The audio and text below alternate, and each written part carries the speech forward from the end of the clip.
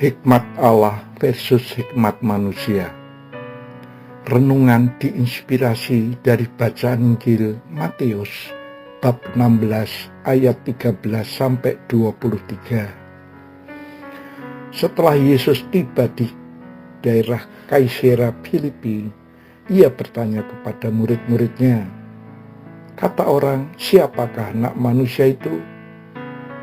Jawab mereka, "Ada yang mengatakan Yohanes Pembaptis, ada juga yang mengatakan Elia, dan ada pula yang mengatakan Yeremia, atau salah seorang dari para nabi."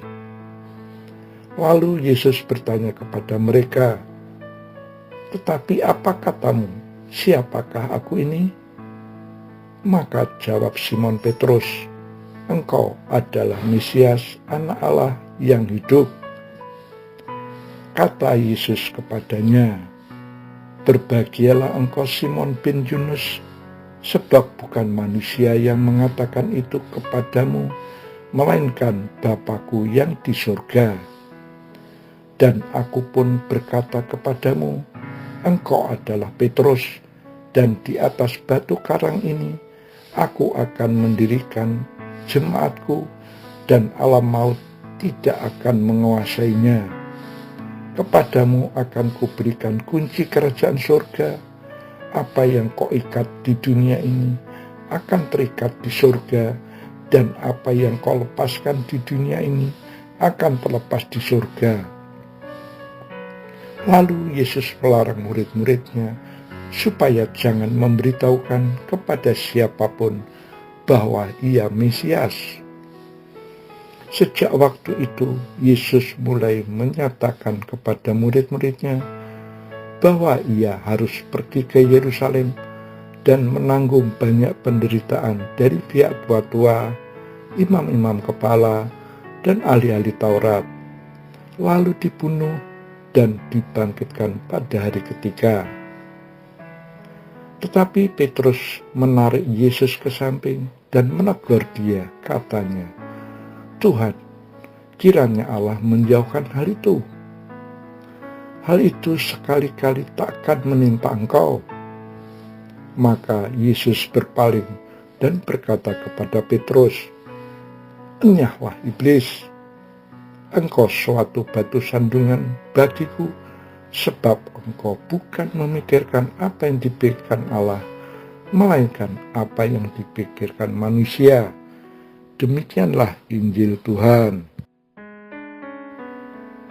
Bacaan Injil hari ini terdiri dari dua perikop, yaitu pengakuan Petrus tentang identitas Yesus dan pemberitahuan pertama tentang penderitaan Yesus.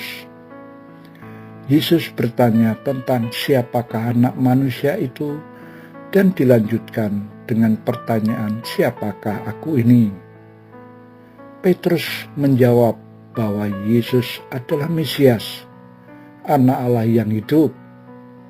Atas jawaban Petrus tersebut, Yesus bersabda, "Berbahagialah engkau Simon bin Yunus, sebab bukan manusia yang menyatakan itu kepadamu, melainkan Bapa-Ku yang di surga." Inilah yang dimaknai sebagai hikmat Allah, artinya Petrus telah menerima pernyataan dari Allah Bapa yang berkenan mengungkap pribadi Yesus yang diutus untuk menebus dosa manusia melalui wafat di salib. Pada kesempatan terpisah, Yesus menyatakan bahwa ia akan dibunuh. Pernyataan ini sulit diterima oleh para murid. Bahkan Petrus menegur Yesus bahwa Allah tidak akan membiarkan anaknya ditimpa penderitaan, apalagi sampai dibunuh. Teguran Petrus ditanggapi Yesus dengan keras. Yesus berkata, "Enyahlah iblis, engkau suatu batu sandungan bagiku." Ini terjadi karena Petrus mengikuti penalaran manusiawinya. Inilah yang dimaknai sebagai hikmat manusia, artinya Petrus lebih tertarik untuk mengikuti nalarnya sebagai manusia. hikmat Allah dan hikmat manusia sering tarik-menarik dalam kehidupan kita sehari-hari. Saya pernah mendapat tugas sebagai prodiakon pada misa Sabtu sore. Biasanya berangkat dari daerah Cisauk dengan waktu tempuh 45 menit akan tiba di gereja Santo Barnabas Pamulang. Melihat cuaca sore itu akan hujan, saya antisipasi berangkat lebih awal 1,5 jam dengan mobil. Secara tidak terduga di tengah jalan terjadi hujan lebat dan macet total. Saat itu juga saya harus mengambil keputusan dengan mempertimbangkan hikmat manusia, yaitu izin tugas prodiakon, pulang ke rumah dan ke gereja lain waktu, atau hikmat Allah, yaitu memenuhi tugas prodiakon dengan cara pulang ke rumah untuk ganti naik motor.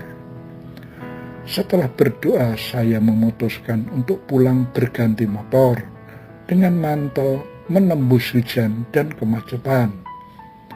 Puji Tuhan, dengan memilih hikmat Allah dapat menjalankan tugas prodiakon untuk kepentingan gereja dan sesama.